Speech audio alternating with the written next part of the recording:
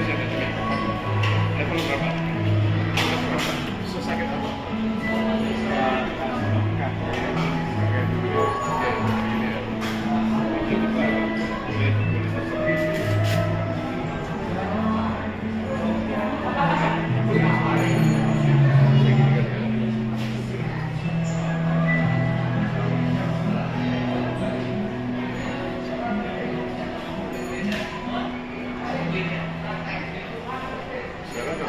Goyang-goyang gini. Sakitnya di mana? Masih sakit ya? Sedikit ya? Sini ya?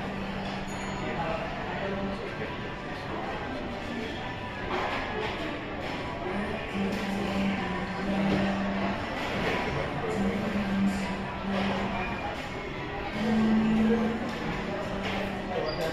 Ya, Sakit nggak?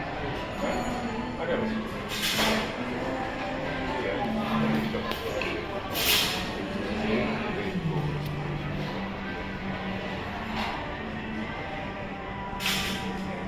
Oke, ini Tuhan mengasihi Mas apa namanya?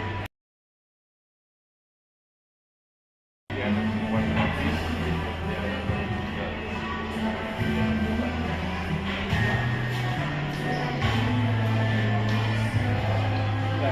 sudah. Bilang ya? Oke. Ya udah, Tuhan berkati ya. Terima kasih, Pak. Yesus berkati ya. Ada sebuah kerajaan di mana rajanya adalah raja yang adil, yang mengasihi rakyatnya, dan ia menegakkan hukum, dia tegas, dan juga selalu berbuat baik bagi rakyat-rakyatnya. Jadi ia sangat dicintai oleh rakyatnya. Di suatu momen dia mendeklarasikan bahwa semua kegiatan-kegiatan kejahatan, yaitu pencurian, penipuan, perampokan, semuanya itu adalah tindakan yang illegal. Ya, jadi itu semua tindakan yang diharamkan. Dan keputusan ini disambut dengan positif oleh rakyatnya yang mengasihi dia. Kemudian ada seorang penduduk di mana di malam hari ia terbangun karena mendengar ada suara orang yang memasuki rumahnya. Dari lubang kunci dia amati, ternyata ada maling yang menjarah isi rumahnya. Dan dia bingung. Bukankah ini tindakan yang sudah diharamkan, yang sudah dibuat ilegal oleh rajanya? Kok bisa ada maling?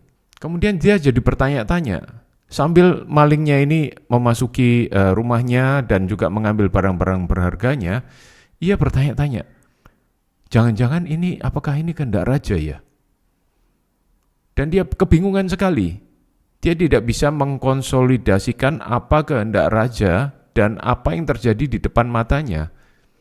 Keesokan harinya dia juga mendengar dari tetangga-tetangganya yang lain bahwa mereka juga mengalami hal yang sama juga. Kemudian setelah mereka berkumpul, mereka juga menduga-duga bahwa jangan-jangan ini adalah kehendak raja. Karena kenyataannya banyak yang mengalami hal itu, walaupun tidak semua, tetapi banyak yang mengalami. Itu adalah suatu tindakan yang jadinya umum gitu. Mungkin ini cerita konyol ya, tetapi kadang kita melihat ya bahwa kebanyakan dari orang Kristen sendiri berlaku seperti itu gitu. Bagaimana kita menyikapi penyakit? Kita bisa berpikir bahwa penyakit itu adalah kehendak Tuhan, hanya karena banyak orang-orang mengalami sakit. Ini tentunya aneh sekali karena raja dan maling ini bisa ceritanya gimana? Tidak jelas. Raja yang menjunjung keadilan, yang mencintai dan melindungi rakyatnya, kemudian bisa tiba-tiba atas kehendak raja ada maling, dan semua orang jadi bingung. Untuk inilah kita harus melihat kehendak Tuhan itu bukan dari pengalaman kita. Kita harus melihat kehendak Tuhan itu satu-satunya adalah lewat firman-Nya sendiri, karena melalui firman-Nya Ia mengungkapkan isi hatinya. Ya, mari kita buka bersama-sama Kisah Para Rasul 10 ayat 38, dan biarlah melalui firman Tuhan ini diungkapkan bagaimana kehendak Tuhan, yaitu tentang Yesus dari Nazaret, bagaimana Allah mengurapi dia dengan Roh Kudus dan kuat kuasa. Dia yang berjalan berkeliling sambil berbuat baik dan menyembuhkan semua orang yang dikuasai iblis, sebab Allah menyertai dia. Di sini Allah Tritunggal disebutkan. Ada Yesus, ada Allah, yaitu Allah Bapa, dan ada Roh Kudus. Jadi dia, ini adalah Tuhan Yesus yang berjalan berkeliling sambil berbuat baik dan menyembuhkan semua orang yang dikuasai iblis. Jadi perannya ini jelas. Tuhan itu berjalan berkeliling sambil berbuat baik, menyembuhkan semua orang. Perhatikan di sini, kesembuhan itu adalah hal baik yang Tuhan lakukan. Jadi orang itu yang ditindas, ya, yang menindas itu iblis bukan Tuhan. Dan Tuhan itu melalui Tuhan Yesus itu adalah yang berkeliling berbuat baik dan menyembuhkan. Ya, peran ini tidak boleh dibalik-balik hanya karena cara logika kita yang salah. Karena kita mengambil kesimpulan dari apa yang terjadi di hidup kita atau di hidup sekeliling kita. Ya, di sini kan berarti kenapa dia datang dan berjalan berkeliling? Karena orang-orang itu ditindas oleh iblis, dikuasai oleh iblis. Jadi yang bikin sakit itu iblis bukan Tuhan. Demikian juga tentang cerita kerajaan tadi, tindakan kejahatan itu diharamkan.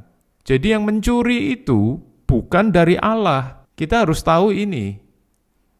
Jadi bukan Allah yang mengizinkan sesuatunya terjadi. Justru Allah ingin menunjukkan bahwa apa yang diperbuat iblis itu adalah illegal. Allah ingin menunjukkan bahwa dia itu tidak mengizinkan. Jangan kita yang mengizinkan. Mari kita juga buka Yesaya 53 ayat 4 dan 5. Kitab Yesaya ini menarik karena ini ditulis 700 tahun sebelum kelahiran Tuhan Yesus. Ya, ini sejarah. Banyak di kitab Yesaya itu sebetulnya isinya adalah nubuatan tentang Tuhan Yesus. Itu luar biasanya Alkitab. Penulis yang berbeda-beda dan di masa yang berbeda-beda, tetapi menulis tentang hal yang sama. Banyak nubuatan-nubuatan di Perjanjian Lama yang nantinya akan dipenuhi oleh Tuhan Yesus. Ya, Yesaya 53 ini adalah sebenarnya gambaran tentang the Passion of Christ, ya, perjalanan kesengsaraan Tuhan Yesus yang dia memikul salib menuju ke Golgota dan dia mati di sana. Ayat 2 ditulis ia tidak tampan dan semaraknya pun tidak ada. Bukan berarti asalnya dia tidak tampan ya. Menurut saya dia tampan. Tetapi karena dia waktu naik ke atas Golgota itu sudah dengan kondisi yang sudah tidak berbentuk lagi dan sudah jelek. Ya, ayat kedua itu kan dibuka dengan sebagai taruk ia tumbuh di hadapan Tuhan. Kata-kata tumbuh ini dalam bahasa aslinya, bahasa Ibraninya, itu bisa juga diartikan naik. Bisa artinya mendaki dan bisa juga naik seperti ini. Jadi bisa saat dia memikul salib itu dia sudah jelek sekali mukanya karena memar. Atau pada saat dia dinaikkan di atas kayu salib. Ya, jadi bukan pada saat kehidupan dia sehari-hari. Karena peristiwa ini adalah peristiwa pertukaran ilahi. 2 Korintus 5 ayat 21. Dia yang tidak mengenal dosa telah dibuatnya menjadi dosa karena kita, supaya dalam dia kita dibenarkan oleh Allah. Jadi Tuhan Yesus naik ke atas kayu salib itu karena dosa kita, bukan karena dosanya dia. Ada pertukaran di situ. Galatia 3 ayat 13. Kristus telah menebus kita dari kutuk hukum Taurat dengan jalan menjadi kutuk karena kita. Sebab ada tertulis, terkutuklah orang yang digantung pada kayu salib. Ya, di sini juga pertukaran lagi ini. Yang sebetulnya terkutuk itu kita, tapi jadinya Tuhan Yesus yang naik ke kayu salib.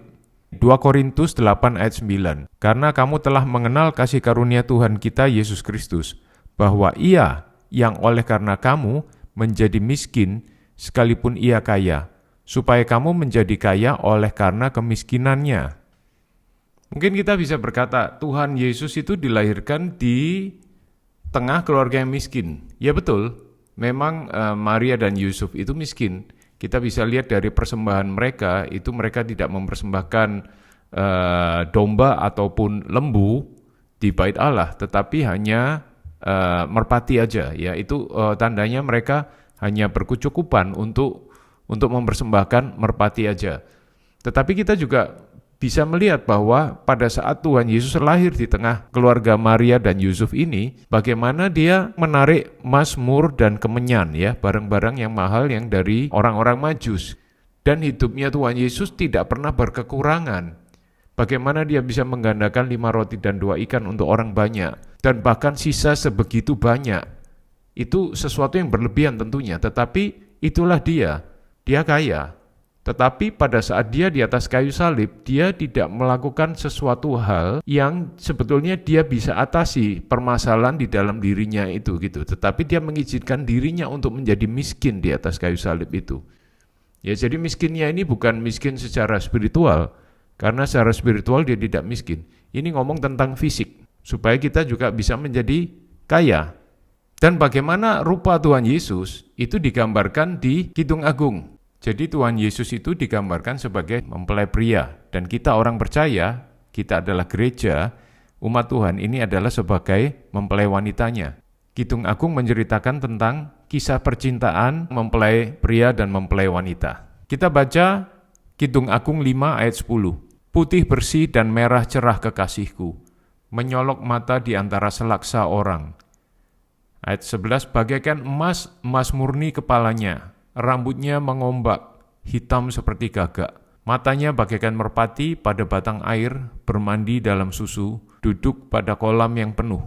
Pipinya bagaikan bedeng rempah-rempah, petak-petak rempah-rempah akar, bunga-bunga bakung bibirnya bertetesan cairan mur. Tangannya bundaran emas berhiaskan permata Tarsis, tubuhnya ukiran dari gading bertabur batu nilam. Kakinya adalah tiang-tiang marmer putih bertumpu pada alas emas murni. Perawakannya seperti gunung Libanon, terpilih seperti pohon-pohon aras. Kata-katanya manis mata-mata, segala sesuatu padanya menarik. Demikianlah kekasihku, demikianlah temanku, hai putri-putri Yerusalem. Jadi ini adalah gambaran tentang Tuhan Yesus ya. Jika dia tidak ada dosa mula-mula, pada saat dia dilahirkan sebagai seorang bayi, bayi ini tidak ada dosa dan tidak ada cacat di situ. Jadi bisa dimengerti bahwa Tuhan Yesus itu good looking. Tidak ada alasan yang menjadikan dia itu buruk rupa. Tetapi karena kepentingan pekerjaan salib, dia menjadi bukan hanya memar-memar, tetapi daging terkelupas, berdarah, tidak berbentuk, seperti jelly, menggantung-gantung gitu, kulitnya dan dagingnya, luka-luka terbuka. Itulah dia jadi jelek. Oke, kita kembali ke Yesaya tadi, Yesaya 53 ayat 4 dan 5. Tetapi sesungguhnya penyakit kitalah yang ditanggungnya, dan kesengsaraan kita yang dipikulnya. Padahal kita mengira dia kena tulah, dipukul dan ditindas Allah. Jadi bahasa aslinya ini adalah yang ditanggung kita adalah penyakit dan rasa sakit itu. Ya, jadi sicknesses and pain itu ditanggung oleh Tuhan Yesus di atas kayu salib. Sampai di sini ditulis sesungguhnya, tetapi sesungguhnya. Karena orang-orang yang melihat peristiwa penyaliban itu, mereka melihat bahwa Yesus ini terkutuk oleh Allah. Dia dipukul dan ditindas oleh Allah. Tetapi sebetulnya itu kesengsaraan kita yang dia tanggung, karena itu bukan kesengsaraannya dia sendiri. Dan di sini ditulis tetapi sesungguhnya. Ada kata-kata sesungguhnya. Jadi kalau kita mau percaya akan firman Tuhan, sesungguhnya itu yang betul-betul terjadi adalah penyakit kita dan rasa sakit kita itu sudah dipikulnya. Jadi kehendak Tuhan di sini kan sudah jelas. Pada saat dia menebus kita dengan hidupnya sendiri, artinya dia ingin bahwa kita sembuh dan kita sehat.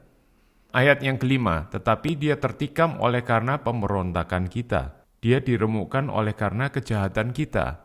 Ganjaran yang mendatangkan keselamatan bagi kita ditimpakan kepadanya. Dan oleh bilur-bilurnya kita menjadi sembuh. Lah misalkan saya ini bayar untuk bakso. Artinya saya mau mendapatkan bakso itu. Kita tidak bisa lagi bilang bahwa Tuhan sudah bayar harga dan dia tidak mau mendapatkan apa yang dia bayar. Tidak bisa. Apalagi harga yang dia bayar itu mahal sekali, yaitu dengan hidupnya sendiri. Dengan tubuhnya. Dengan kesakitan. Dengan harga yang mahal itu, masa dia tidak mau mendapatkan hasilnya? Kitalah yang harus belajar menghargai apa yang sudah ditebus oleh Tuhan Yesus. Jadi, kalau kita melihat dari sini, jika penyakit dan rasa sakit kita yang sudah ditanggung oleh Tuhan Yesus, berarti apapun simptom, apapun gejala yang kita alami yang membuat kita merasa sakit, itu bukan punya kita dong. Ya, jadi iblis mencuri hak kita, mencuri sukacita kita, mencuri damai kita adalah dengan dia meminjamkan kesengsaraannya, penyakitnya, itu dibuat seolah-olah itu adalah punya kita. Ya jadi kalau saya memikul beban beratnya ini sudah diangkat sama orang lain, Kemudian ada orang lain yang menaruh beban itu supaya saya percaya itu beban saya sebetulnya. Jadi ada manipulasi iblis di sini.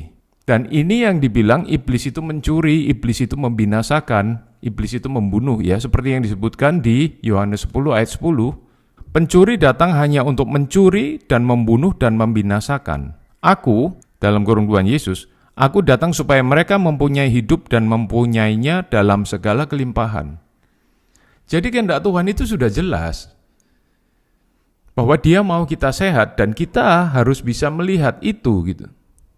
Jangan lagi kita pada saat kita merasa ada suatu penyakit, ada gejala, kemudian kita berpikir ini punyaku.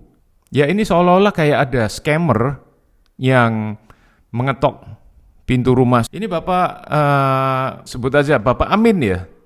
Oh ya betul, ini rumah saya Bapak Amin. Oh Bapak pesan ini ya, pengiriman ini dari DHL, misalkan begitu.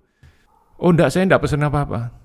Loh tapi ini di kerdusnya ini ditulis alamat Bapak kan? Ini nama Bapak dan alamat Bapak, betul kan? Iya betul. Apa itu Pak isinya? Oh isinya ular. Loh saya enggak pesan ular. Loh tapi ini kan betul kan? Nama Bapak dan alamat Bapak. Jadi Bapak harus tanda tangan di sini. Kemudian ularnya dilepaskan. Nah disinilah sesuatu yang ingin iblis paksakan untuk masuk ke dalam hidup kita. Padahal itu bukan punya kita. Ya firman Tuhan barusan bilang apa? Tetapi sesungguhnya penyakit kita dan rasa sakit kita, ya, illness and pain yang punya kita, itu sudah ditanggung di dalam tubuh Tuhan Yesus pada saat Dia mati di kayu salib. Dan sekarang badan kita atau pikiran kita mengatakan bahwa, hei kamu sedang sakit. Ya memang betul itu yang kita rasakan.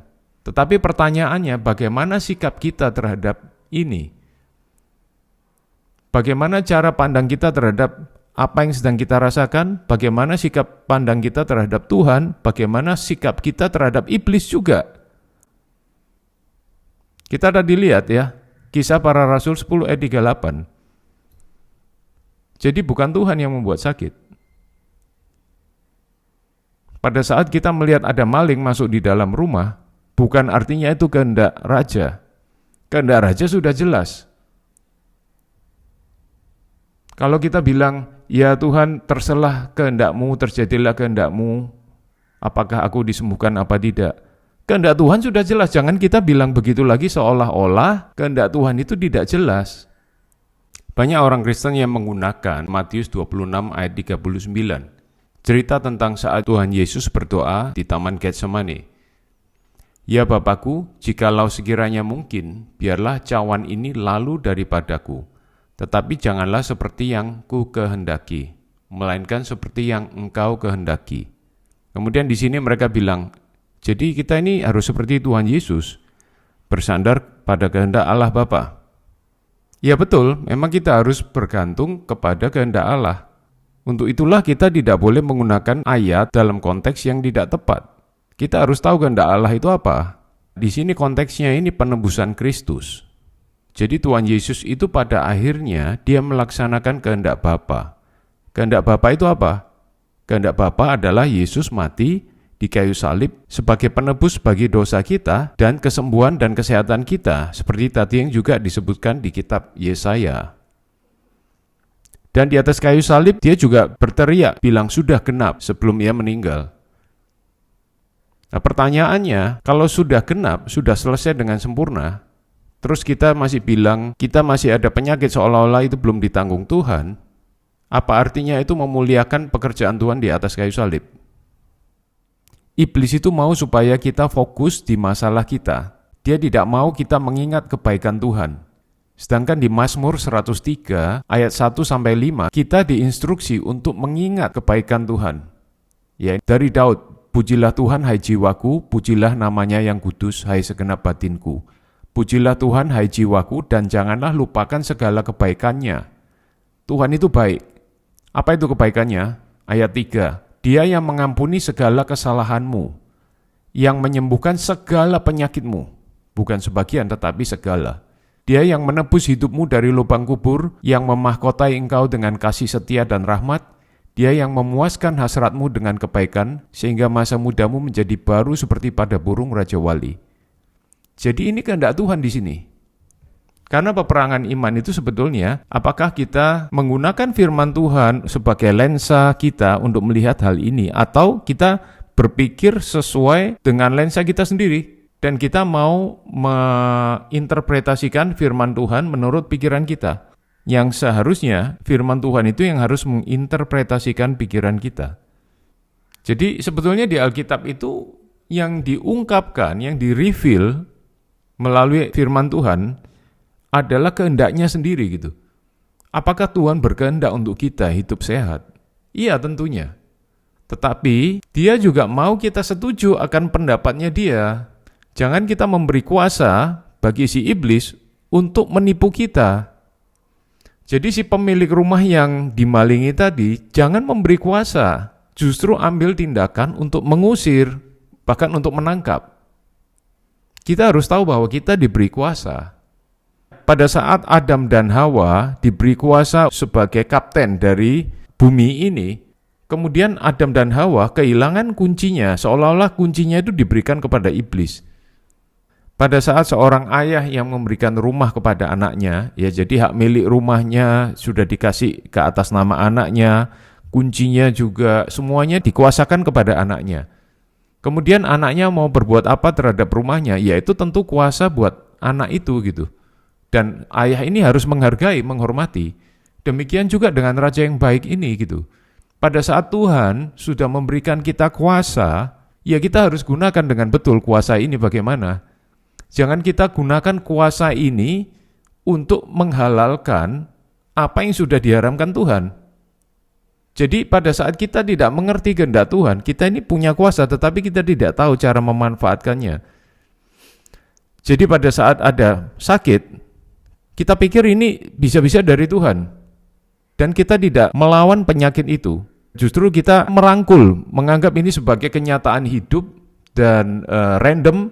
Ya mungkin ini kehendak Tuhan. Ya kita akan mengatur hidup kita seputar ini. Yang kita bisa hindari, kita hindari. Tetapi kita tidak menggunakan kuasa yang sudah Tuhan berikan kepada kita untuk melawan hal ini. Kitab Yakobus 4 ayat 7. Karena itu tunduklah kepada Allah dan lawanlah iblis, maka ia akan lari daripadamu. Jika kita tidak tahu yang mana kehendak Allah, bisa-bisa itu kita tunduk kepada iblis dan kita melawan kehendak Allah. Penyakit dibilang dari Tuhan. Ini artinya kita melawan kehendak Tuhan yang asli. Tuhan sudah bayar harga dengan hidupnya sendiri.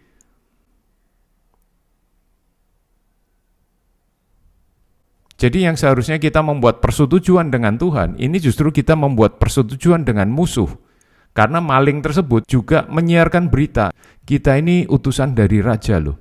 Sehingga membuat kita, pengenalan kita akan raja ini jadi bingung. Jadi raja ini seperti skizofrenia. Bagaimana kita bisa mengenal karakter raja ini kalau di pikiran kita, oh dia itu ngomong satu hal tetapi sebetulnya dia melakukan hal yang lain. Jadi bingung. Tentu iblis sebagai maling dan penipu yang ingin bekerja secara sembunyi-sembunyi, pencapaian utamanya adalah pada saat kita tidak tahu bahwa ada iblis, atau bahkan saat kita tahu pun kita tidak sadar bahwa kita ini sedang di bawah tipuannya.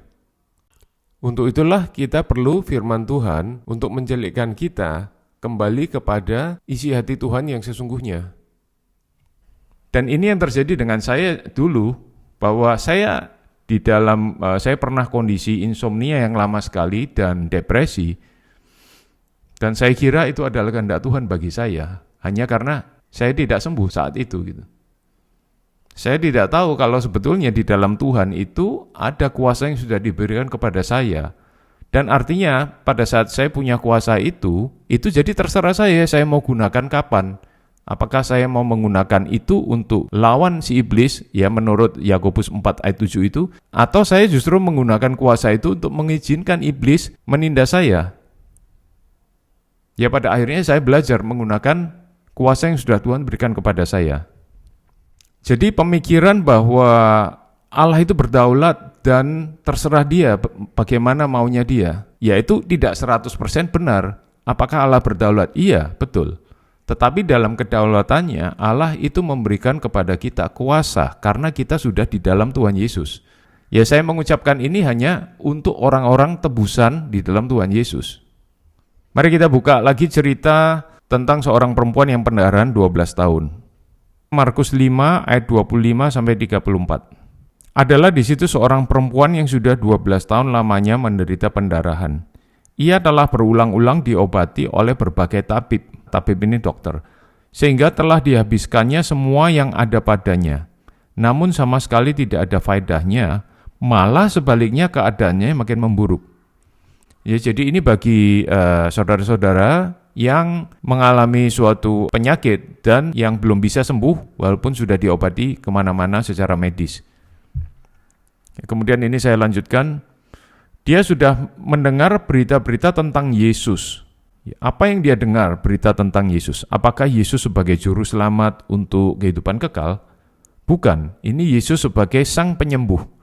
Maka di tengah-tengah orang banyak itu ia mendekati Yesus dari belakang dan menjamah jubahnya. Sebab katanya, asal ku jamah saja jubahnya, aku akan sembuh. Seketika itu juga berhentilah pendarahannya dan ia merasa bahwa badannya sudah sembuh dari penyakitnya. Wow, luar biasa. Pada ketika itu juga Yesus mengetahui bahwa ada tenaga yang keluar dari dirinya. Lalu ia berpaling di tengah orang banyak dan bertanya, siapa yang menjamah jubahku? Ya. Jadi perempuan ini berkata di dalam dirinya sendiri, asal ku jamah saja jubahnya, aku akan sembuh. Dalam bahasa aslinya ini present continuous tense. Jadi dia berulang-ulang, pokoknya tak pegang aja pasti sembuh. Asalkan ku pegang jumbai jubahnya saja, pasti aku sembuh kok.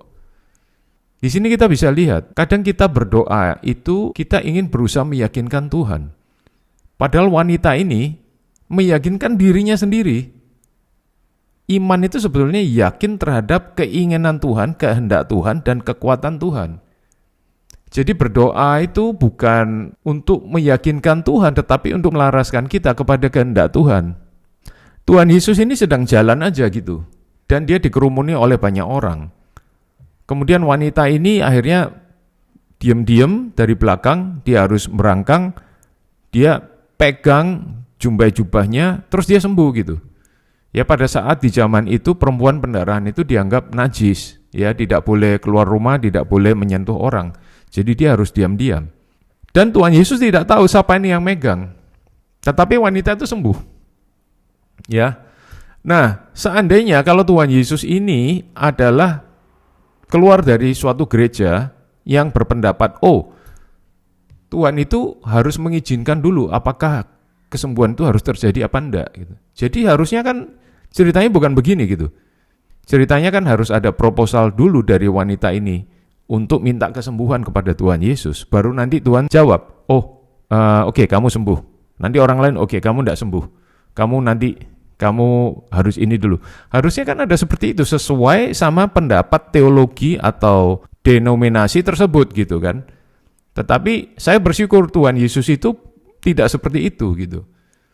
Justru ini yang kill the sacred cow, ya membunuh pikiran-pikiran saya yang dulu saya punya pikiran seperti ini di dalam suatu ajaran tertentu. Jadi bahkan Tuhan Yesus itu seolah-olah dia berjalan sebagai Jehovah Rafa, sebagai Allah sang penyembuh, sebagai kesembuhan. Dia mengizinkan orang, siapa yang mau ngambil kesembuhan dari aku persilakan, itu bebas.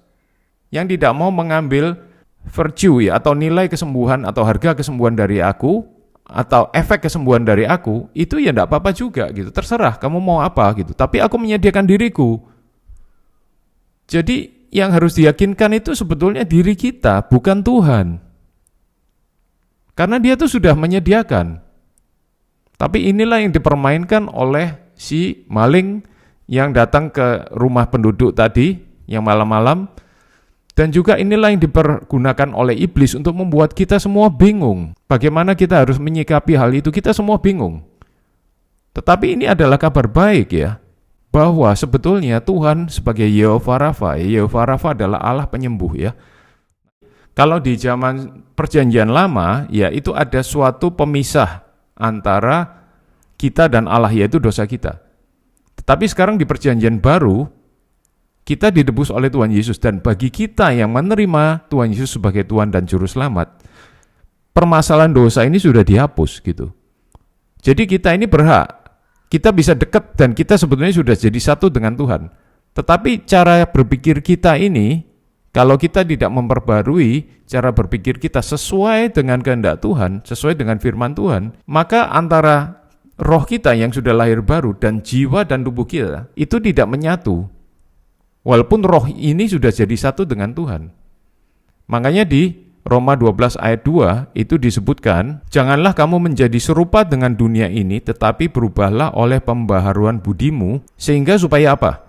Sehingga kamu dapat membedakan manakah kehendak Allah, apa yang baik, yang berkenan kepada Allah, dan yang sempurna. Ya bahasa Inggrisnya, so we can prove, supaya kita bisa membuktikan mana kehendak Allah, yang baik, yang berkenan, dan yang sempurna. Cara pikir kita tidak boleh sama dengan orang dunia. Karena kalau tidak diperbarui melalui firman Allah, maka kita tidak bisa membuktikan itu. Hal itu yang sebetulnya menjadi kebenaran Allah tidak terjadi dalam jiwa kita dan tubuh kita, hanya di dalam roh aja. Ya jadi ini luar biasa sekali, kembali ke cerita Tuhan Yesus dan perempuan yang tadi disembuhkan. Bahkan Tuhan Yesus tidak aware ya, tidak tahu siapa yang tadi yang megang. Aku cuma tahu ada energi yang keluar, tetapi siapa orangnya, aku tidak tahu. Dan Tuhan Yesus ingin bertatap muka, dia tanya siapa orangnya gitu. Kemudian wanita ini tersungkur dan mengaku bahwa dia adalah orangnya yang mengambil kesembuhan dari Tuhan Yesus. Dan Tuhan Yesus tidak menghukum, karena Tuhan Yesus tidak mau perempuan ini mengambil kesembuhan itu seolah-olah sebagai mencuri gitu. Jadi Tuhan Yesus mau make sure. Ayat 34, maka katanya kepada perempuan itu, hai anakku, imanmu telah menyelamatkan engkau. Pergilah dengan selamat dan sembuhlah dari penyakitmu. Sebenarnya dia sudah sembuh ya. Jadi bahasa aslinya dan tetaplah sembuh.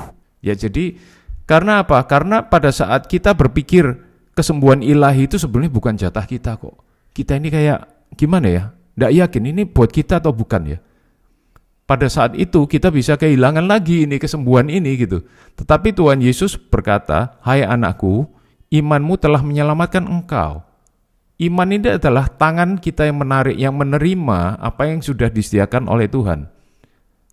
Jadi iman itu tidak terbatas di Tuhan Yesus sebagai juru selamat, kita mati masuk surga. Bukan tentang ini aja gitu. Zaman dulu saya diajarkan seolah-olah hal ini aja. Tetapi kalau kita lihat Alkitab, Tuhan Yesus mau cerita tentang kesembuhan atau tentang murid-muridnya di tengah ombak, itu juga Tuhan Yesus menegur iman mereka, kenapa kamu kok tidak percaya? Ya itu bukan tentang keselamatan masuk surga, bukan.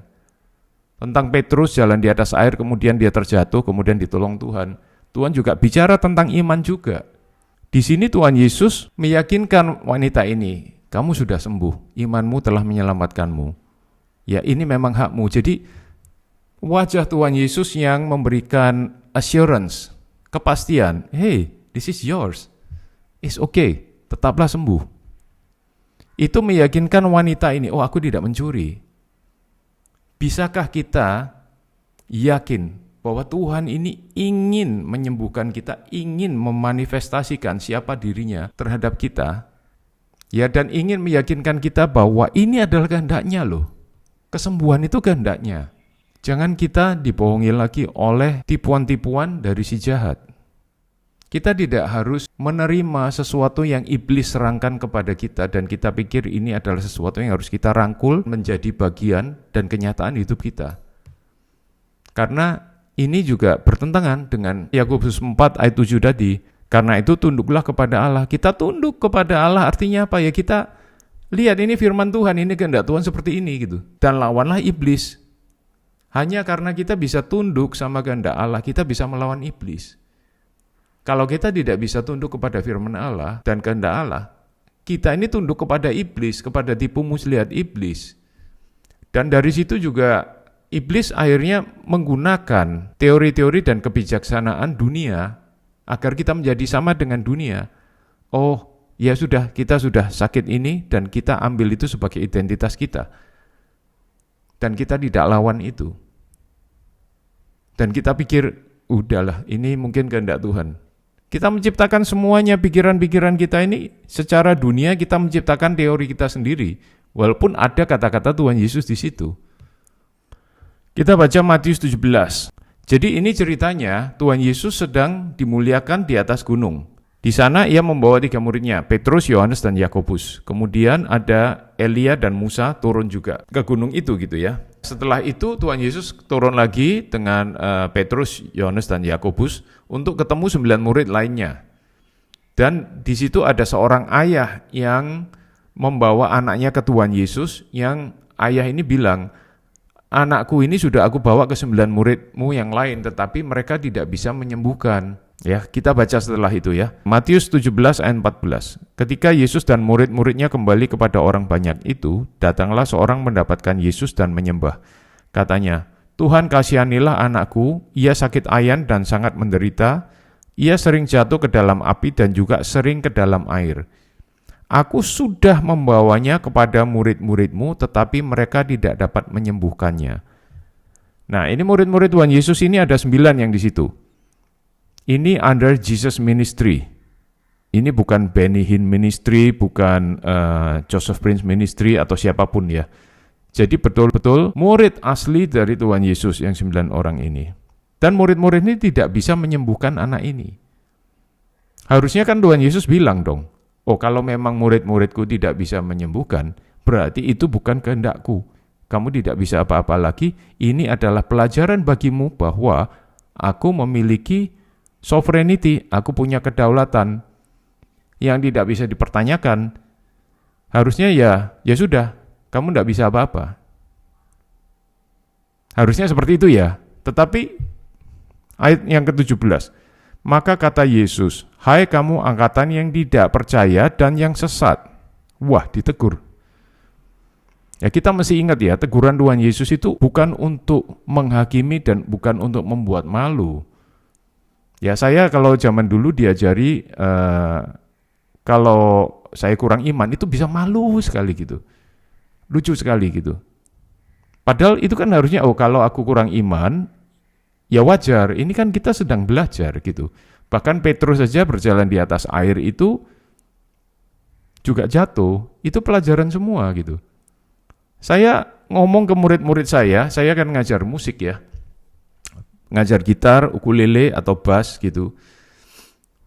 Misalkan murid-murid saya, oh kamu kurang berekspresi, atau kamu metiknya salah, kamu kurang kuat, atau kamu kurang lembut, itu nggak ada yang tersinggung. Oh, kenapa sih kok ini gini? Kan tiap orang beda-beda. Kan nggak begitu gitu. Jadi yang namanya kesalahan itu kan wajar gitu. Kegagalan kita namanya dalam proses belajar gitu loh. Dan murid-murid saya itu justru minta supaya saya mengkoreksi mereka gitu. Nah ini Tuhan Yesus juga mengkoreksi. Pada satu saat saya bisa mendoakan orang tapi tidak terjadi apa-apa, ya saya lagi kurang iman dan saya mungkin imannya belum di situ, kan enggak ada masalah gitu.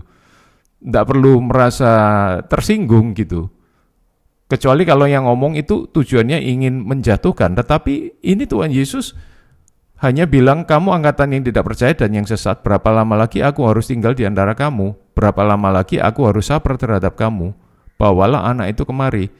Jadi Tuhan Yesus menunjukkan, imanmu masih lemah, bawa anak itu kemari gitu.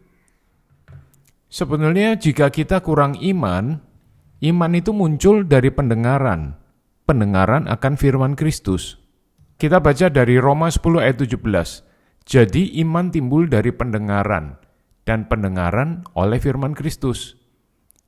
Ya, jadi pendengaran oleh firman Kristus itu akan menimbulkan iman. Apa yang kita dengarkan? Apakah kita mendengarkan ketakutan kita? Apakah kita mendengarkan masalah kita yang lebih besar daripada penyediaan Tuhan? Ataukah kita hanya mendengarkan khotbah-khotbah yang sebetulnya itu hanyalah humanisme, moralitas, tapi bukan firman Kristus? Kita baca Galatia 3 ayat 5. Jadi bagaimana sekarang? Apakah ia yang menganugerahkan roh huruf besar, yaitu Roh Kudus, yang menganugerahkan roh kepada kamu dengan berlimpah-limpah dan yang melakukan mujizat di antara kamu, berbuat demikian karena kamu melakukan hukum Taurat, atau karena kamu percaya kepada pemberitaan Injil? Pemberitaan Injil ini kabar baik tentang kasih karunia Tuhan. Jadi sebenarnya apa yang sehari-hari kita dengarkan? Apakah firman pemberitaan Injil, firman Kristus, ataukah hanyalah keagamaan? Paulus mengatakan di 1 Korintus 2 ayat 4 dan 5, baik perkataanku maupun pemberitaanku tidak kusampaikan dengan kata-kata hikmat yang meyakinkan, tetapi dengan keyakinan akan kekuatan roh, supaya iman kamu jangan bergantung pada hikmat manusia, tetapi pada kekuatan Allah. Bahasa Inggrisnya, and my speech and my preaching were not with persuasive words of human wisdom, but in demonstration of the Spirit and of power, that your faith should not be in the wisdom of man, but in the power of God. Jadi ini betul-betul menekankan tentang kekuatan, ada power, ada demonstrasi roh.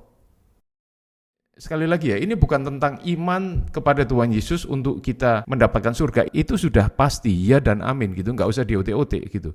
Tetapi ini bagaimana iman dalam kita berjalan bersama Yesus pada saat kita masih di dunia ini gitu loh. Karena kehendak Bapa itu kan ada juga yang sudah jelas gitu. Jadilah kehendakmu di bumi seperti di surga, ya di dalam doa Bapa kami. Itu artinya kita menjadi channel bagi surga itu, bagi kesembuhan, kesehatan, sukacita, damai sejahtera, itu kita menjadi channelnya untuk kita lepaskan di dalam lingkungan kita. Itu kehendak Tuhan. Kemudian Tuhan minta, bawalah anak itu kemari. Dengan keras Yesus menegur iblis di anak itu. Lalu keluarlah setan itu daripadanya dan anak itu pun sembuh seketika itu juga. Jadi Tuhan Yesus itu bukan bilang, iya kalau sudah didoakan dalam namaku, tidak ada apa-apa, ya berarti bukan kehendakku. Sama sekali tidak ada hubungannya dengan apa yang saya dulu belajar dari suatu denominasi tertentu. Dan saya belajarnya juga dari orang-orang akademikal. Ya mereka belajar firman Tuhan, mereka scholar. Tetapi saya bersyukur bahwa Tuhan Yesus itu dan firman-Nya itu sebetulnya kebenarannya itu di situ gitu. Jadi firman Tuhan ini banyak meruntuhkan apa yang saya dulu salah berpikir gitu. Apa yang terjadi di hidup kita, apa yang kita alami, yang kita experience, atau apa yang orang bilang, walaupun mereka itu studi Alkitab ya, itu tidak harus jadi kebenaran dan itu identitas kita. Alkitab ini terakses oleh semua orang. Dan apapun yang kita pelajari atau apapun yang kita alami, kita bisa menggunakan lensa dari firman Tuhan itu untuk kita bisa mengecek bagaimana kita mempunyai sudut pandang untuk melihat masalah itu. Mungkin sebelumnya kita tidak tahu bahwa ada itu namanya maling, ada istilahnya itu iblis. Kita selalu berpikir, kalau Tuhan baik, kenapa kok tidak begini, kok tidak begitu? Kenapa kok dia lakukan ini? Padahal yang melakukan itu bukan Tuhan, itu maling. Dan kita juga bisa tahu juga, ternyata yang membuat epilepsi ini, ayan ini ya, itu adalah iblis. Walaupun bukan semua kasus penyakit itu adalah kesurupan iblis seperti di cerita ini, tetapi dalangnya itu ya iblis. Sebetulnya semua penyakit itu, akarnya itu spiritual. Ya jika kita hanya berpikir, penyakit itu bukan spiritual, ya penyakit itu kan fisik ya, spiritual itu tentang keagamaan. Itu enggak begitu. Oke, saya bukan ngomong tentang agama ya, tentang konstitusinya, tetapi semuanya itu berasalkan dari alam roh. Kenapa Tuhan bilang ke Adam, jangan makan dari buah pengetahuan yang baik dan jahat, supaya kamu jangan mati. Mati di sini adalah keterpisahan dengan Allah. Karena pada saat Hawa percaya kepada kata-kata iblis bahwa dengan makan buah itu dia tidak akan mati tetapi dia akan menjadi seperti Allah, tahu mana yang baik dan mana yang jahat. Dia pun terpancing karena dia tidak merasa secure, dia tidak merasa aman hanya karena bersandar kepada Tuhan. Dia ingin ambil kontrol, dia ingin aku harus tahu mana yang baik dan mana yang jahat, supaya aku bisa dengan ini bisa mendapatkan keamananku sendiri dengan aku tahu. Jadi dia tertarik dan dia makan buah itu. Pada saat itulah dia memisahkan diri dari Tuhan. Seret. Ya dia ajak Adam dan Adam pun juga jatuh. Itulah yang disebut manusia mengalami kematian. Jadi kematian itu kita bisa bayangkan rose ya, bunga mawar yang harusnya tumbuh di tanah, disuplai dari tanah. pada saat dia ingin melepaskan diri dari tanah itu, ini tangkainya terpotong. Masih kelihatan bagus. Ya, masih bisa kelihatan segar selama beberapa hari. Dan sejak itulah kematian masuk. Mereka hanya hidup dari sisa hidup ini, bukan lagi tersuplai dari Allah, yaitu tanahnya ini gitu. Dan disitulah kematian mulai terwujudkan. Sakit penyakit, lemah, kemudian menua, itu semua munculnya dari apa? Ya dari alam roh yang Tuhan bilang itu gitu loh. Jadi keterpisahan dari Allah itu yang mengakibatkan kematian, ya kematian ini perwujudan awalnya, manifestasi pertamanya ya sakit penyakit itu gitu. Dan disitulah the world has fallen. Ya ini adalah dunia yang sudah jatuh. Jadi jatuh di sini artinya apa? Hukuman-hukuman yang bagi pendosa itu jadi masuk ke dalam dunia ini. Dan itu digunakan iblis juga. Untuk apa? Untuk membohongi manusia. Walaupun kita sudah ditebus, tetapi pikiran kita ini belum bisa setuju sama apa yang sudah Tuhan tebus. Jadi disitulah pada saat kita belum bisa setuju terhadap suatu hal, disitulah iblis pakai di situ dan membohongi kita, mencuri, membunuh, dan membinasakan. Jadi dari ayat ini aja jelas ya, Tuhan itu yang pro hidup, pro life, yang mau manusia mati itu dari dulu iblis. Makanya iblis membujuk Hawa dan pada akhirnya pun Adam pun juga jatuh ke dalam dosa. Ini karena manusia tidak menggunakan kuasa Tuhan yang telah diberikan kepada mereka atas segala binatang dan juga termasuk binatang melata, si ular tadi. Matius 16 kita mulai membaca di ayat yang 13. Setelah Yesus tiba di daerah Kaisarea Filipi, ia bertanya kepada murid-muridnya, kata orang siapakah anak manusia itu? Jawab mereka, ada yang mengatakan Yohanes Pembaptis, ada juga yang mengatakan Elia, dan ada pula yang mengatakan Yeremia atau salah seorang dari para nabi. Lalu Yesus bertanya kepada mereka, tetapi apa katamu, siapakah aku ini? Maka jawab Simon Petrus, engkau adalah Mesias, anak Allah yang hidup. Kata Yesus kepadanya, berbahagialah engkau Simon bin Yunus, sebab bukan manusia yang menyatakan itu kepadamu, melainkan Bapa-Ku yang di surga. Dan aku pun berkata kepadamu, engkau adalah Petrus, dan di atas batu karang ini aku akan mendirikan jemaatku, dan alam maut tidak akan menguasainya. Kepadamu akan kuberikan kunci kerajaan surga. Apa yang kau ikat di dunia ini akan terikat di surga, dan apa yang kau lepaskan di dunia ini akan terlepas di surga. Sampai di sini dulu. Jadi Tuhan Yesus ini tanya kepada murid-muridnya, karena banyak orang yang mendefinisikan Tuhan Yesus itu banyak hal. Ada yang bilang Yohanes Pembaptis, ada yang Elia, ada yang Yeremia, ada salah seorang dari nabi, kayak seolah-olah reinkarnasinya orang-orang itu gitu loh. Nah Tuhan Yesus tanya kepada murid-muridnya, menurut kamu aku ini siapa sih? Kemudian Simon Petrus bilang, kau adalah Mesias, anak Allah yang hidup. Tuhan Yesus bilang kepada Simon ya, berbahagialah engkau Simon bin Yunus, sebab kamu itu yang bisa bilang gini itu bukan karena dari kamu sendiri, tetapi karena Bapa-Ku yang di surga yang mengungkapkannya padamu gitu. Dan Tuhan Yesus mengatakan, engkau adalah Petrus, dan di atas batu karang ini aku akan mendirikan jemaatku, dan alam maut tidak akan menguasainya. Banyak orang yang salah menyangka bahwa engkau gunakan Petrus dan di atas batu karang ini adalah Petrus. Sebetulnya dalam bahasa aslinya bukan demikian. Bahasa aslinya, engkau adalah Petros. Petros itu batu karang yang tidak terlalu besar. Besar tetapi tidak terlalu besar. Dan di atas batu karang ini, batu karang yang disebutkan setelah kata-kata Petrus itu adalah Petra. Itu batu karang yang besar, cliff. Kayak yang di darat, yang di pinggir laut itu. Ya tempatnya darat itu sendiri gitu loh. Jadi di atas Petra ini itu bukan di atas Petrus, tetapi di atas Petra ini apa gitu loh. Petra ini adalah kebenaran yang diucapkan melalui Petrus, yang mengungkapkan adalah Allah Bapa sendiri, tetapi yang mengucapkan itu Petrus. Engkau adalah Mesias, anak Allah yang hidup. Itu adalah kebenarannya. Di atas Petra itu, di atas kebenaran itu Tuhan Yesus akan mendirikan gerejanya. Jadi bukan di atas Petrus. Ya ini salah konsepsi gitu, dan itu salah konsepsi itu melahirkan suatu doktrin dan denominasi yang besar juga. Oke, kembali ke sini, di atas batu karang ini aku akan mendirikan jemaatku dan alam maut tidak akan menguasainya. Kemudian Tuhan Yesus berkata, kepadamu akan kuberikan kunci kerajaan surga. Banyak orang berpikir, oh ini exclusively kepada Petrus, khusus kepada Petrus dia diberi kunci kerajaan surga. Tetapi tahu enggak, kenapa Petrus diberikan kunci itu?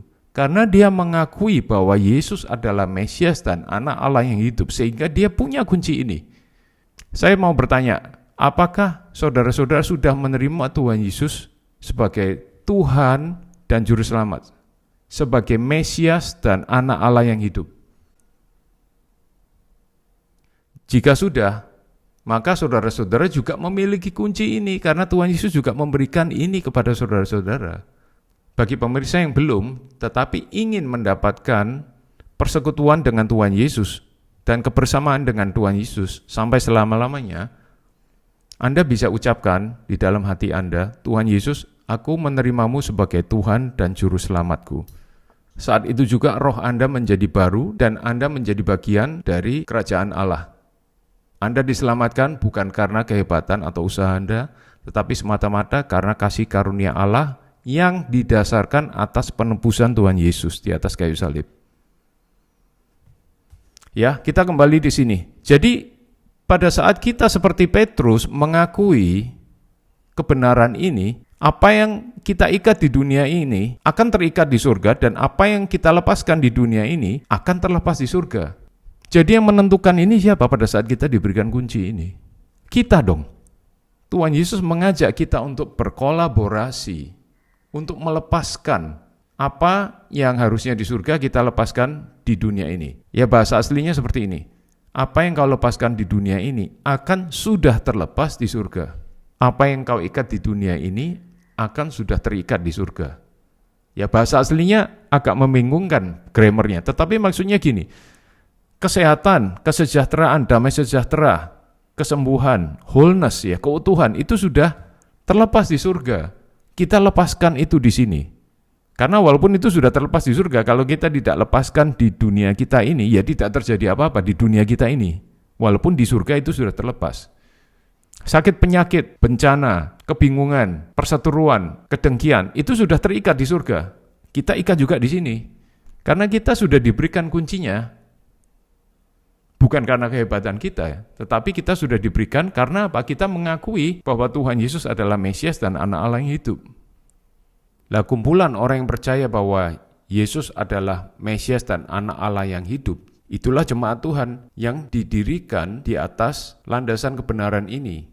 Jadi kita orang-orang yang punya kunci kerajaan surga, maka dari itu kerajaan maut tidak mampu melawan kita. Seberapa sering kita mendengarkan khotbah-khotbah sesuai firman Tuhan ini?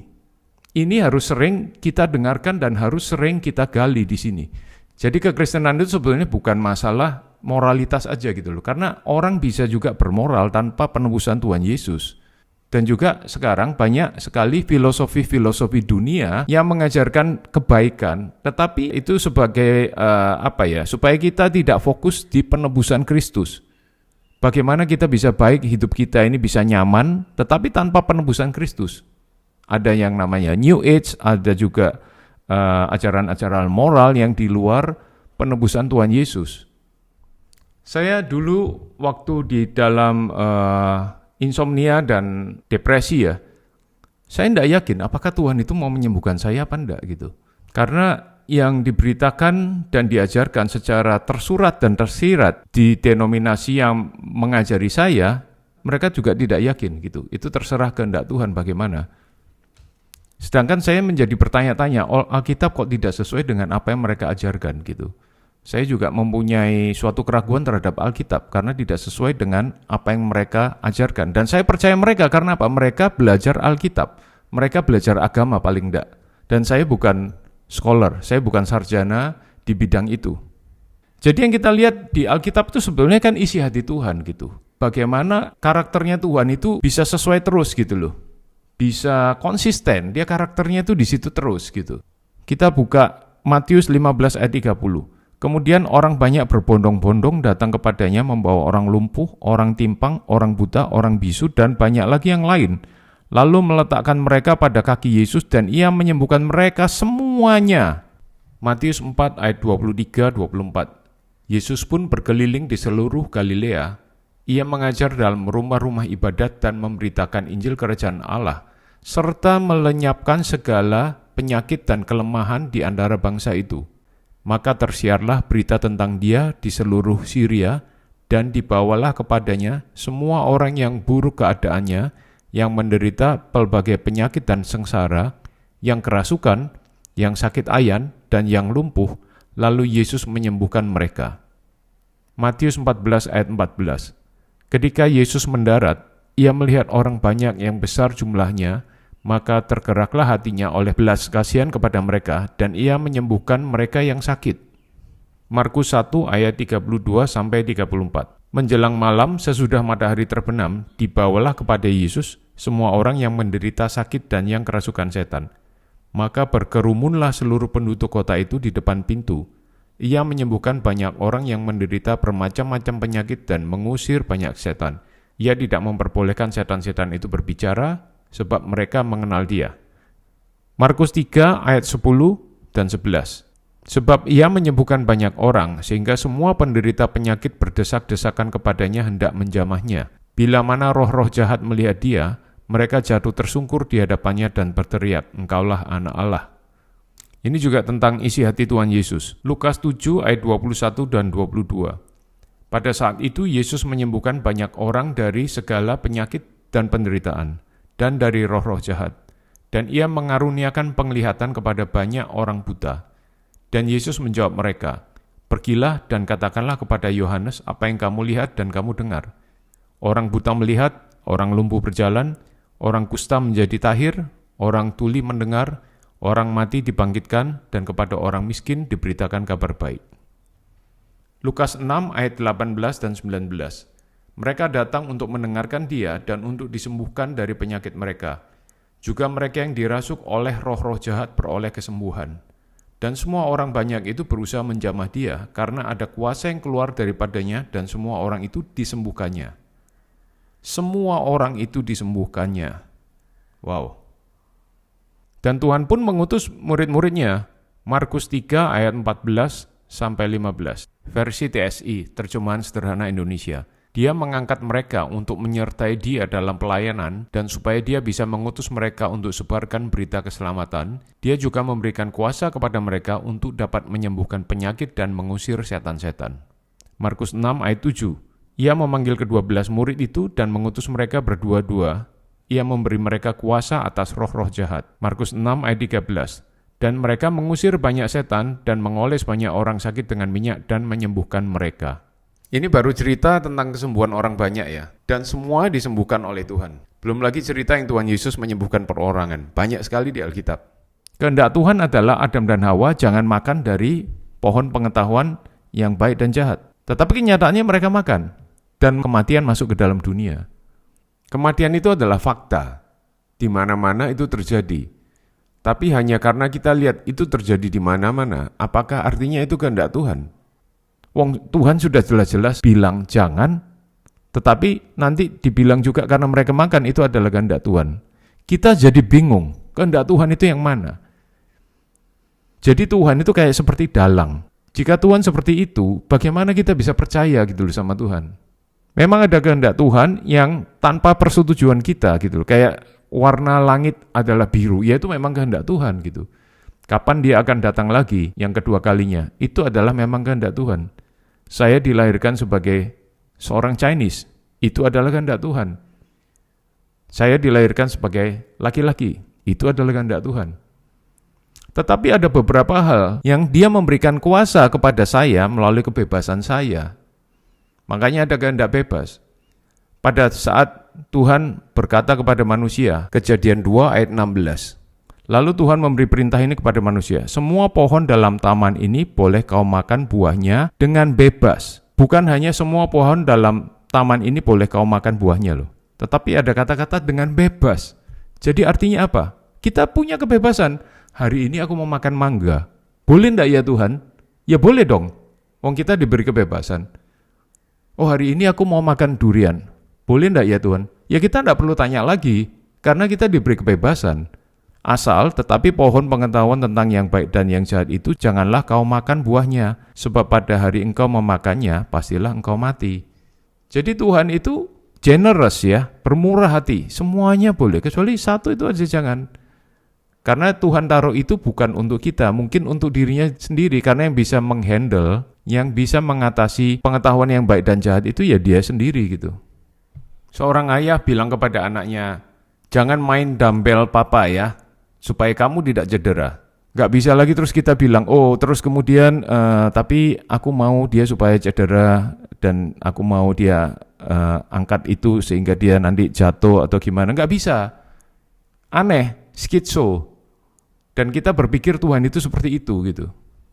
Kita tidak mengatakannya, tetapi kita juga ada kebingungan itu dan kita tidak mau meninjau itu gitu. Kita sengaja, oh ya udah. Taunya ya udah ini mungkin kehendak Tuhan. Kita selalu tidak mau mengkonfrontasikan itu gitu loh. Tetapi ini sekarang saatnya kita bisa melihat lagi firman Tuhan itu bilang apa. Dan Tuhan itu karakternya konsisten. Sekarang gini, apakah Petrus jalan di atas air itu kehendak Tuhan atau bukan? Ya, dia bilang kepada Petrus, datanglah. Artinya kehendak Tuhan bukan? Jika itu kehendak Tuhan, kenapa Petrus mulai tenggelam? Oh ya, karena dia takut. Tentu ada yang bilang demikian. Betul itu. Berarti dalam kita menjalani kehendak Tuhan itu, kita berperang juga melawan ketakutan gitu. Perlu adanya iman yang lebih kuat dari ketakutan itu untuk membuat kita bisa percaya kepada kehendak Tuhan itu gitu. Jadi bukan hanya karena semata-mata itu kehendak Tuhan terus kemudian itu terjadi. Itu butuh respon dari kita. Dalam kita belajar merespon itu, kita bisa juga gagal sama seperti Petrus. Tetapi tidak apa-apa, karena itu memang proses kita. Ya, jadi jadi iman itu adalah sebuah proses juga. Iman itu seperti otot, bisa bertumbuh nanti. Kita harus sering gunakan itu. Kembali ke cerita pertama, suatu kerajaan yang rajanya baik tersebut. Pada saat penduduk ini melihat bahwa ada maling masuk ke rumahnya, dia harus ingat bahwa dia itu sudah dipersenjatai oleh raja dan diberi kuasa untuk menangkap maling itu demi keamanan keluarganya, demi keamanan lingkungannya juga. Dan dia harus ambil langkah itu gitu. Sama dengan pada saat Tuhan Yesus sebelum dia naik ke surga, ada istilahnya amanat agung ya. Kata-kata amanat agung itu dibuat oleh orang Kristen, bukan ada di Alkitab. Kita baca Matius 28 ayat yang ke-18. Yesus mendekati mereka dan berkata, "Kepadaku telah diberikan segala kuasa di surga dan di bumi. Karena itu pergilah, jadikanlah semua bangsa muridku dan baptislah mereka dalam nama Bapa, Anak dan Roh Kudus. Dan ayat ke-20, ajarlah mereka melakukan segala sesuatu yang telah kuperintahkan kepadamu, dan ketahuilah aku menyertai kamu senantiasa sampai kepada akhir zaman. Ini, ajarlah mereka melakukan segala sesuatu yang telah kuperintahkan kepadamu. Apa itu? Ya di sini kan Tuhan berkata kepada mereka, ajarlah mereka, artinya orang lain yang akan dimuridkan itu, ajarlah mereka melakukan segala sesuatu yang telah kuperintahkan kepadamu. Segala sesuatu ya. Kita buka Matius 10 ayat 8. Ya, yang tadi kan Matius 28 ya. Ini kita buka Matius 10 ayat 8. Ya, di beberapa pasal sebelumnya. Tuhan Yesus berkata kepada murid-muridnya, sembuhkanlah orang sakit, bangkitkanlah orang mati, tahirkanlah orang kusta, usirlah setan-setan. Kamu telah memperolehnya dengan cuma-cuma, karena itu berikanlah pula dengan cuma-cuma. Memperoleh apa ini? Apa yang dimaksud Tuhan Yesus dengannya?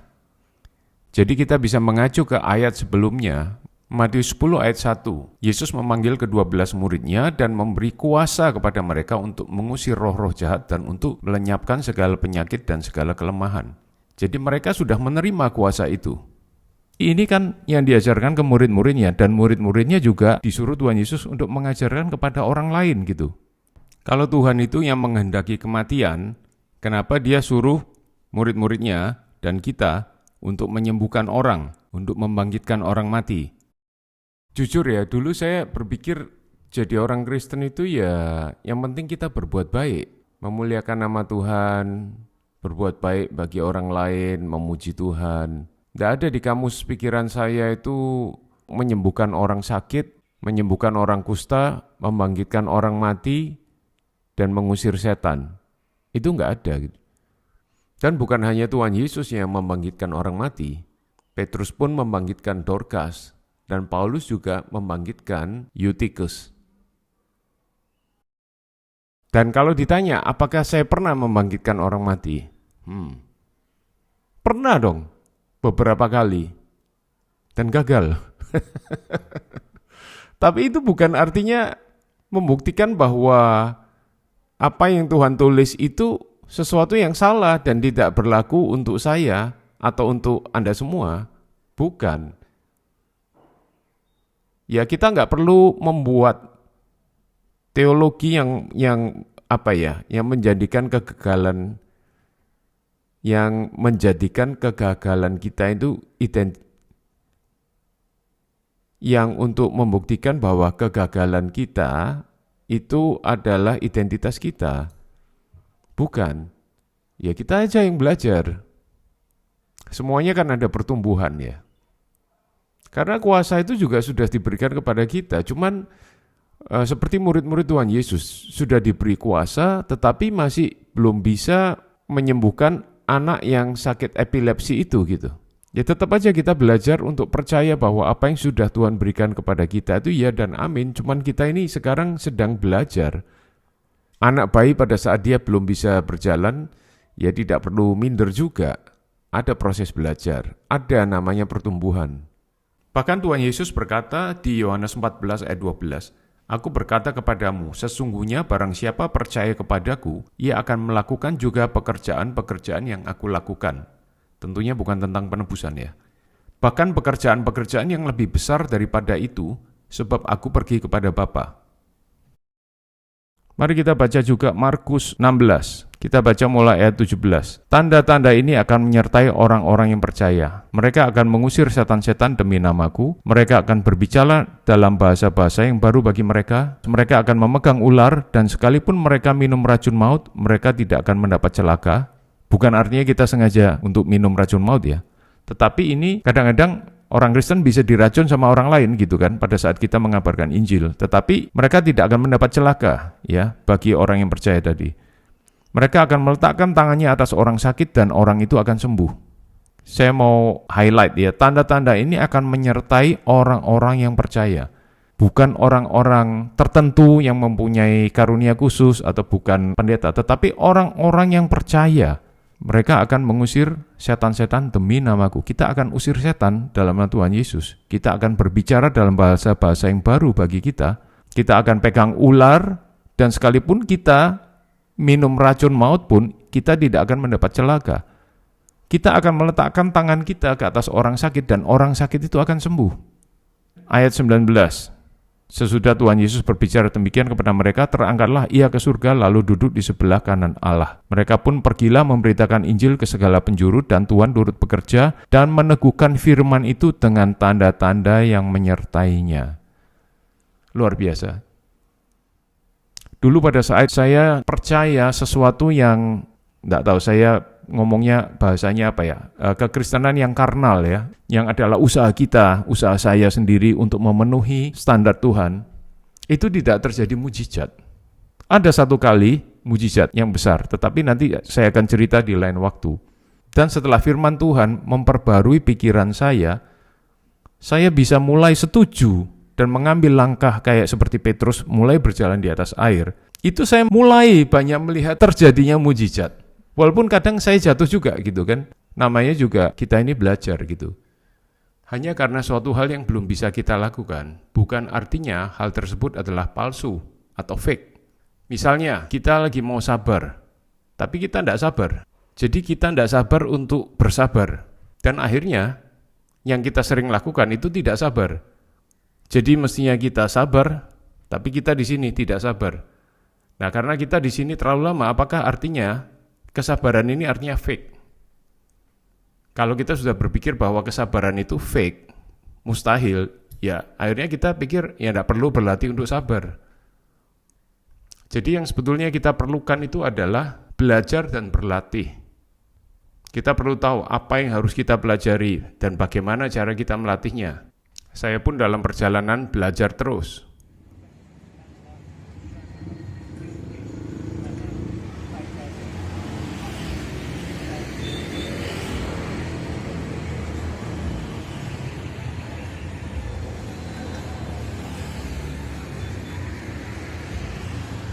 Wow. Okay. Mantap. Mantap. Okay, mantap means very good. Very good. Okay. One more. The other one. Belinya ada? Ada sakit apa? Ada sakit apa? Paru-paru?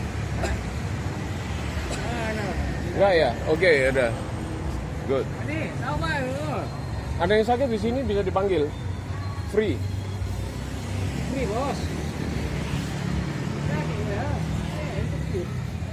Dari ke tangan, dari ke sini. Rasa ya? Iya. Gimana rasanya? Woi, mantap. Why? Oh. Wow, so good. Masih ada terasa dikit. Okay, just a bit. Ada yang sakit nggak? Kan ankle saya ini. Sakit ini. Sini. Ini doakan juga ini. Sini beli. Ya, nggak apa-apa sambil makan bakso bisa. My head. Ya, come. I need to hold your plastic bag. Capeannya. Kecapean, tapi rasa sakit nggak sekarang? Sini capek. Sakit. Okay. So there's a pain there, and he felt, he said it's too tired, but okay. Enak. Yes, very good. Saya kemarin nggak bisa gini. Yesterday he couldn't do like this. So you know what happened? Mau tahu kenapa? Kenapa? Nanti saya jelaskan sekalian. Oke. Yeah, I will explain later. Two together. Yeah, huh? Going there. So he is still excited and tell the neighbor.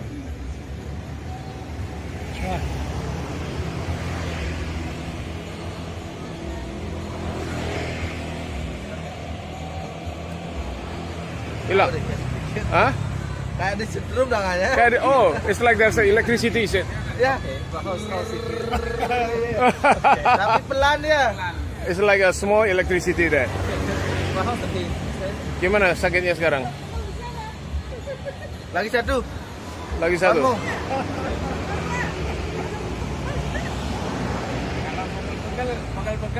Kamu. Bisa sini. Ya, coba sini. Iya, bos. Sure, it's okay. Good, all good.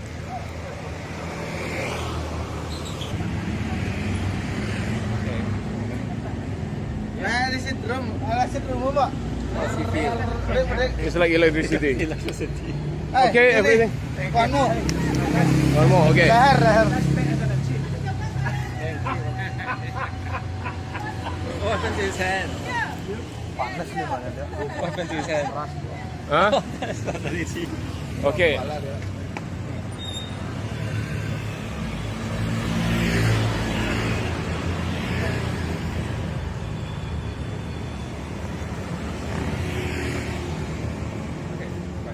Wih, langsung. Gimana rasanya? Nah, sudah giniin bunyi dia. Enak ya? Okay. Makasih ya. Sama-sama. Okay, feeling better? A bit more, okay, sure. Alatnya bawa. Serum ya?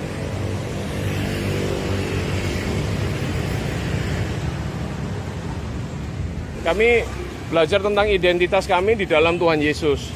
Jadi sebetulnya kami bisa melakukan ini bukan karena kita, tapi karena Tuhan Yesus sendiri gitu. Jadi dia juga mengasihi bukan hanya kita, mengasihi ibu dan bapak-bapak ini dan beli-beli ini gitu. Itulah sebetulnya kita belajar bagaimana kita setuju untuk merilis, untuk membukakan, untuk setuju supaya mujizat yang sudah Tuhan siapkan itu terjadi di sekeliling kita. Ingat ya, kita diberi kuasa kunci kerajaan surga ini. Kita pakai itu dengan iman. Dan kita ikat apa yang tidak semestinya di sini kita ikat juga. Ya sama seperti Petrus pada saat dia berjalan di atas air. Dia merespon firman Tuhan itu. Apakah kadang ada kegagalan? Ya ada tentu gitu. Tetapi kegagalan itu tidak menunjukkan bahwa itu adalah bukan kehendak Tuhan untuk terjadinya sesuatu yang baik di situ gitu. Jadi ayat-ayat dan cerita-cerita Alkitab yang saya bagikan di sini itu untuk merubah pikiran kita. Bagaimana tadinya 12 tahun wanita yang pendarahan itu akhirnya ambil kesembuhan dari Tuhan Yesus tanpa Tuhan Yesus tahu. Jadi itu menggagalkan pikiran saya yang, ceritanya Tuhan harus mengizinkan dulu baru itu terjadi. Ternyata bukan demikian, Tuhan itu mengizinkan siapa yang mau pakai, karena itu adalah kuasa yang aku berikan kepada kamu. Tuhan sudah menyediakan itu. Kemudian bagaimana Tuhan menyembuhkan seorang anak yang sakit ayan itu? Ya, murid-muridnya mendoakan gagal, tetapi Tuhan Yesus sendiri melakukan hal itu dan itu berhasil. Dan dia tegur murid-muridnya. Pada saat saya mendoakan orang tidak terjadi apa-apa, saya nggak bisa bilang itu kehendak Tuhan. Kehendak Tuhan sudah jelas, dia sudah bayar harga. Kita ada lagi kan, Yesaya 53 tadi, sesungguhnya penyakit kita dan rasa sakit kita itu yang ditanggungnya, sudah ditanggungnya. Oleh pilur-pilurnya kita disembuhkan. Dan juga tadi di Matius dan Markus tentang amanat agung, bagaimana Tuhan ingin kita ini merepresentasikan kehendaknya Dia dan melakukan melalui tangan kita itu kesembuhan agar itu terjadi gitu. Ya, jadi kalau ada maling di dalam masuk ke dalam rumah, itu kita mesti jelas ini bukan kehendak raja dan kita tangkap itu, kita usir. Do something about that. Tuhan menyuruh kita sembuhkanlah orang sakit. Ini seperti seorang prajurit yang ditugasi oleh komandannya. Jadi pada saat kita berperang, ketemu musuh, kita jangan bingung lagi. Komandan, ini betul ya aku yang disuruh? Atau kamu aja, aku yang suruh kamu? Bukan, kita yang disuruh dan kita harus yakin itu gitu. Kita sudah diperlengkapi. Karena pada saat kita sudah menjadi tubuh Kristus, tangan kita adalah tangan Kristus. Bukan kita lagi yang menyuruh Tuhan untuk menyembuhkan, tetapi Dia yang menyuruh kita untuk melakukan itu dengan tahu bahwa kuasanya ada di dalam diri kita. Kita diberi kuasa dan Dia menyertai kita. Ya, jadi ini untuk supaya perspektif kita kembali lagi sesuai dengan firman Tuhan. Tentu banyak lagi pertanyaan, tetapi aku rasa akan aku bahas berikutnya ya, karena seperti pernyataan-pernyataan bagaimana Paulus yang sakit epilepsi itu tidak sembuh. Ya, itu saya pernah diajari ini di gereja yang lama dan itu membuat saya tidak confident dengan kesembuhan Tuhan. Tetapi ternyata yang ditafsirkan itu tidak sesuai dengan Alkitab. Ya, kita akan belajar juga bagaimana kita menginterpretasi Alkitab melalui Alkitab itu sendiri. Lain kali. Oke, dalam nama Tuhan Yesus diberkatilah Anda semua. In Jesus name you are healthy. Saya katakan tubuh Anda sehat, kesembuhan terjadi di dalam tubuh Anda dalam nama Tuhan Yesus. Shalom dan sampai jumpa lagi.